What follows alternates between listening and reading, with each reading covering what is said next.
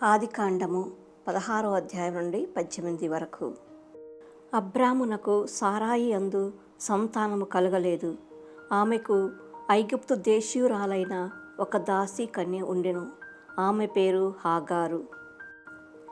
సారాయి అబ్రాముతో, దేవుడు నన్ను బిడ్డల తల్లిగా చేయలేదు, నా దాసీ కన్యను భార్యగా స్వీకరింపుము, ఆమె వలననైనా నాకు సంతానము కలుగునేమో అనెను. అబ్రాము భార్య చెప్పిన మాటలకు ఒప్పుకొనెను. అబ్రాము భార్య సారాయి ఐగుప్తు దేశీయురాలు దాసీ కన్య హాగారును కొనివచ్చి అతనికి భార్యగా చేసెను. ఇది జరుగునాటికి అబ్రాము కనాను దేశంలో 10 ఏండ్లు నివసించెను. అతడు హాగారును కూడెను. ఆమె గర్భవతి అయ్యెను. చూలాలైన నాటి నుండి యజమానురాలు హాగారు కంటికి చులకన అయ్యెను. సారాయి అబ్రాముతో, నాకు ఎంత పని జరిగినదో చూచితివా? ఈ అవమానమును తీర్పవలసిన వాడవు నీవే. ఆ బానిస తొత్తును నేనే నీ చేతులలో పెట్టి తిని, అది నేను గర్భవతి నైతిని కదా అని కన్ను మిన్నుగానక నన్నే చిన్నచూపు చూచున్నది. దేవుడే మనకిద్దరకు తీర్పు చెప్పునుగాక అనెను. అబ్రాము సారాయితో, నీ దాసి నీ చెప్పు చేతలలోనే ఉన్నది, దానిని నీ ఇష్టం వచ్చినట్లు చేయుము అనెను. సారాయి ఆ దాసిని నేలబెట్టి కాలరాచెను. ఆమె బాధలు పడలేక పారిపోయెను. ఎడారి అందు షూరునకు పోవు త్రోవలోనున్న నీటి బుగ్గ చెంత యావే దూత హాగారును చూచెను. అతడు, సారాయి దాసి వగు హాగారు, నువ్వు ఎక్కడి నుండి వచ్చితివి, ఎక్కడికి పోవుచుంటివి అని అడిగెను. ఆమె, నా యజమానురాలు సారాయి పోరు పడలేక పారిపోవచ్చున్నాను అని చెప్పెను.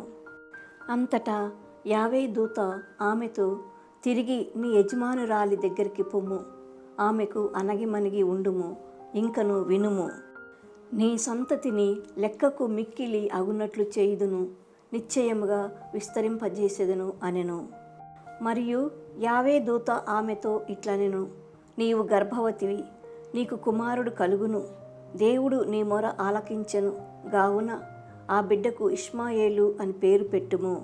అతడు అడవి గాడిద వలె స్వేచ్ఛగా తిరుగును. అతడు అందరి మీద చేయి చేసుకొనును, అందరూ వాని మీద చేయి చేసుకొందురు. అతనికి అతని చుట్టుపక్కలకు శుతి కలియదు. ఆమె తనతో మాట్లాడిన దేవుని ఎల్రోయి అని పేరున పిలిచెను. నిజముగా నేను నా కంటితో దేవుని చూచితిని గదా, దైవ దర్శనమైన తర్వాత కూడా నేనింకను బ్రతికి ఉంటిని గదా అనుకొనెను. అందుచే జనులు ఆ నీటి బుగ్గకు బేయోర్ లహాయి రోయి అని పేరు పెట్టిరి. అది కాదేశునకు బెరేదునకు నడుమ ఉన్నది. హాగారు అబ్రామునకు ఒక కొడుకును కనెను. అబ్రాము తనకు హాగారునకు పుట్టిన కుమారునకు ఇష్మాయేలు అని పేరు పెట్టెను. హాగారు ఇష్మాయేలును కన్నప్పుడు అబ్రాము వయసు 86 ఏండ్లు. అబ్రామునకు 99 ఏండ్లు వచ్చినప్పుడు దేవుడు ప్రత్యక్షమై, నేను సర్వశక్తిమంతుడగు దేవుడను, నా సన్నిధిన మెలగము, నిర్దోషివై ఉండుము అనెను. నేను నీతో ఒడంబడిక చేసుకొందును, నీ సంతతిని విస్తరిల్లజేయుదును అనెను. అబ్రాము దేవుని ఎదుట సాగిలపడెను. దేవుడు అతనితో మాట్లాడుచు, నేను నీతో ఒడంబడిక చేసుకొనుచున్నాను, నీవు అనేక జాతులకు తండ్రి వగుదువు. ఇక ముందు నీకు అబ్రాము అని పేరుండదు, అబ్రహాము అని పేరు మాత్రమే ఉండును. అనేక జాతులకు నిన్ను తండ్రినిగా చేసి తిని, నీ సంతతిని పెంపొందింపజేయుదును. నీ నుండి జాతులు ఏర్పడును, నీ నుండి రాజులు పుట్టుదురు. నీ ఎడ నీ సంతతి ఎడ నా ఒడంబడిక చెల్లును, అది తరతరముల వరకు శాశ్వతముగా స్థిరపడు ఒడంబడిక. నీకును నీ సంతతికిని నేనే దేవుడను.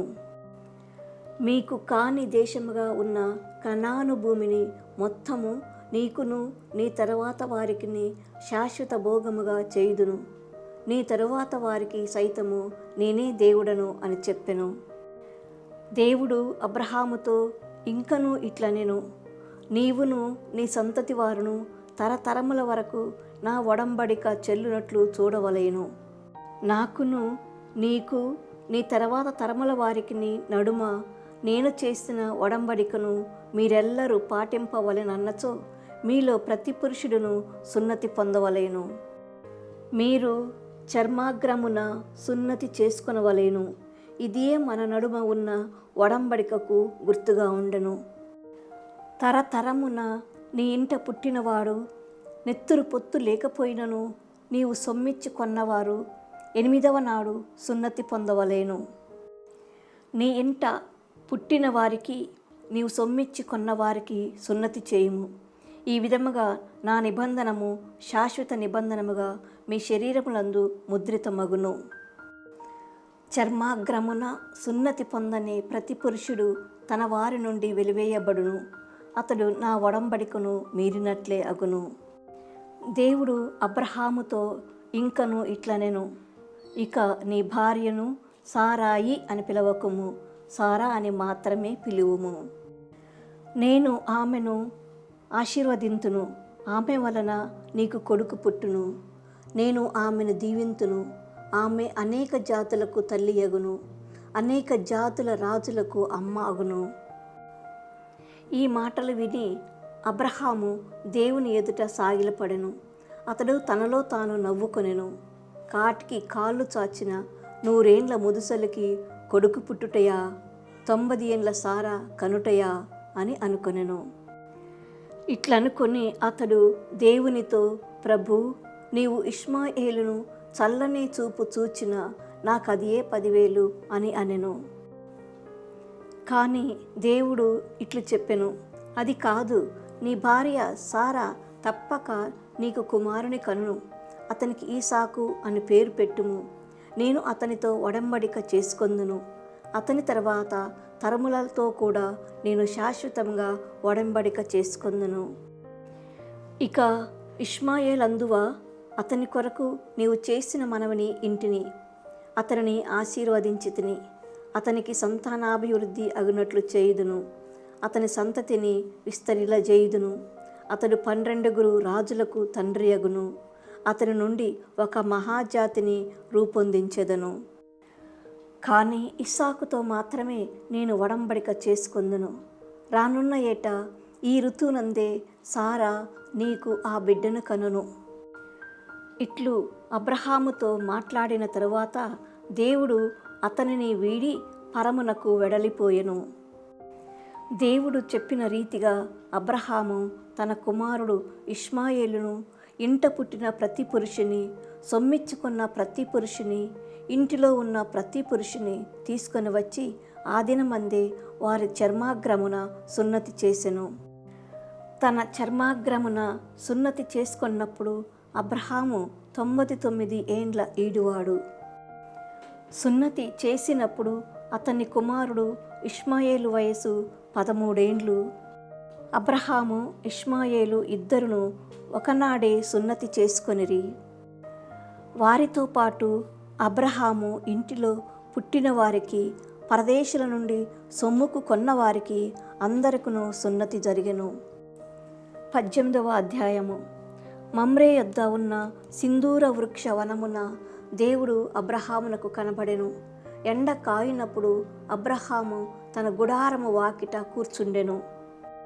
అతడు తల ఎత్తి చూడగా దాపున 3 మనుషులు నిలబడి ఉండిరి. వెంటనే అబ్రహాము గుడారము వాకిటి నుండి పరిగెత్తిపోయి వారి ఎదుట సాగిలపడెను. అతడు వారితో, ఈ దాసుడు మీ కృపకు పాత్రుడైనచో మా ఇంటిని సందర్శింపుము, ఈ సేవకుని దాటిపోవద్దు. నీరు తెచ్చెదను, కాళ్ళు చేతులు కడుగుకొనుడు, చెట్ల క్రింద అలసట తీర్చుకొనుడు. ఆహారము తెచ్చెదను, ఇంత తిని ప్రాణములు కుదుటపడినట్లు చేసుకొనుడు. తర్వాత మీ దారిన మీరు పోవచ్చును. మీ ప్రయాణములో ఈ మీ సేవకుని వద్దకు రానే వచ్చితిరి కదా అనెను. అందులకు వారు, నీవు చెప్పినట్లే చేయుము అనిరి.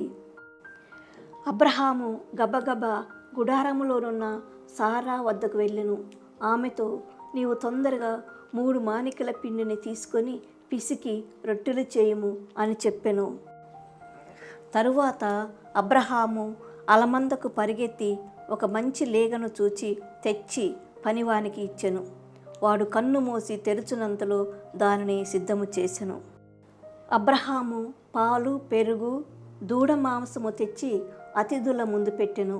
వారు భుజించుచుండగా వారికి సేవలు చేయుటకు తానును అక్కడనే చెట్టు క్రింద నిలుచుండెను. నీ భార్య సారా ఎక్కడా అని అతిథులు అతనిని అడిగిరి. ఆమె ఇక్కడనే గుడారంలో ఉన్నది అని అతడు చెప్పెను. అంతటా ఆయన, నేను రాబో ఏడు కూడా సరిగా ఈ సమయమునకే తిరిగి వత్తును. ఆనాటికి నీ భార్య సారాకు ఒక కొడుకు పుట్టును అని చెప్పెను. అతనికి వెనుక ప్రక్కన ఉన్న గుడారములో తలుపు చాటున నిలిచి ఉన్న సారా ఈ మాటలు వినెను. అబ్రహాము, సారా ఇద్దరును ముదివగ్గులయ్యిరి. సారా పిల్లలను కను వయసు దాటినది. కావున సారా తనలో తాను నవ్వుకొని, నాకు ప్రాయము చెల్లినది, నా భర్తయు ఎండి వరుగయ్యెను, నేను ఇప్పుడు మగని పొందును అనుభవించి బిడ్డలను కనుటయా అని అనుకొనెను. అందుకు దేవుడు అబ్రహాముతో, ముసలిదాననైన నాకు బిడ్డలు పుట్టుదురా అని సారా నవ్వనేలా? దేవునకు అసంభవమైనదేదైనా ఉన్నదా? రాబో ఏడు కూడా సరిగా ఈ సమయమునకు నేను తప్పక తిరిగి నీ యొద్దకు వత్తును, సారాకు కొడుకు పుట్టును అనెను. ఆ మాటలకు భయపడి సారా, నేను నవ్వలేదని బొంకెను. అవును, నీవు నవ్వితివి అని అతడనెను. ఆ మనుషులు అక్కడి నుండి లేచి సొదొమ వైపు చూచిరి. అబ్రహాము వారిని సాగనంపుటకు వారి వెంట వెళ్ళెను. దేవుడు తనలో తాను ఇట్లు అనుకొనెను, నేను చేయదలుచుకున్న పని అబ్రహామునకు చెప్పకుండా దాచెదనా? శక్తిమంతమైన ఒక మహాజాతి అతని వలన ఏర్పడును. భూమండలమునందలి సకల జాతులు అతని ద్వారా దీవెనబడయును. అబ్రహాము కుమారులు, అతని కుటుంబము వారు తర్వాత కూడా దైవ మార్గమును అంటిపెట్టుకొని నీతి ధర్మములను పాటించుటకు అతనిని బుద్ధిపూర్వకముగా ఎన్నుకొంటిని. ఈ విధముగా నేను అతనికి మాట ఇచ్చినట్లు అంతయు నెరవేర్చెదను. కావున దేవుడు సొదొమ గొమొర్రా ప్రజల పాడు పని పైకి పొక్కినది, వారి పాపము పండినది. నేను దిగి వెళ్ళి వదంతులు పుట్టుటకు వారి చేసిన చెడు పనులు ఎంతవరకు కారణములో కనుగొందును. వారిని దండింపవలయునను మొర నా చెవినబడినది. నేను నిజము తెలుసుకొనదలచితిని అని చెప్పెను. అంతటా ఆ మనుషులు సొదొమ వైపు వెళ్ళిపోయిరి. కానీ అబ్రహాము దేవుని ఎదుటనే నిలుచుండెను. అతడు దేవుని సమీపించి, ప్రభూ, దుర్జనులతో పాటు సజ్జనులను సైతము నాశనము చేయుదవా? ఆ పట్టణములో సజ్జనులు 10 మంది ఉన్నచో వారిని బట్టి అయినా ఆ నగరమును నాశనము చేయకుండా కాపాడవా? మంచివారిని చెడ్డవారిని కలిపి కట్టగా నాశనము చేయుట నీకు తగదు. సన్మార్గులను దుర్మార్గులను సమముగా శిక్షించుట నీకు తగునా? భూలోకమునకెల్లా తీర్పరి అగువాడు ధర్మమును ఆచరింపవలదా అని అనెను. అంతటా దేవుడు, సొదొమ నగరములో 10 మంది మంచివారు ఉన్నచో వారిని బట్టి ఎల్లరినీ క్షమింతును అని చెప్పెను. అబ్రహాము, ప్రభూ, నేను బూడిద పురుగునే, మట్టి మనిషినే, అయినను తెగించి దేవరవారితో మాట్లాడుచున్నాను. 5 తక్కువగా 10 మంది మంచివారున్నా తాము ఏమి చేయుదురు? 5 తక్కువ అగుటచే సమస్త నగరమును వల్లకాడు చేయుదురా అనెను. 45 నేను దానిని నాశనం చేయను అని దేవుడు చెప్పెను. అబ్రహాము తిరిగి, ఒకవేళ 40 మంది మాత్రమే ఉన్న ఎట్లు అనెను. 40 మంది ఉన్నను నేను నాశనం చేయను అని దేవుడు చెప్పెను. అప్పుడు అబ్రహాము, ప్రభూ, కోపపడకుము, ఇంకొక మనవి, 30 మంది మాత్రమే ఉండిరనుకొనుము, అప్పుడు ఏమి చేయుదురు అనెను. 30 మంది ఉన్నను నేను ఏమీ చేయను అని దేవుడు అనెను. అబ్రహాము, ప్రభూ, ఇంకను మాట్లాడుటకు సాహసించుచున్నాను. ఒకవేళ ఆ నగరంలో 20 మంది మాత్రమే ఉన్నచో ఏమి అగును అని అడిగెను.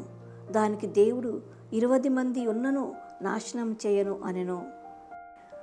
తరువాత అబ్రహాము, ప్రభు, తాము కోపపడకున్నా ఇంకొకసారి మాత్రము మాట్లాడెదను.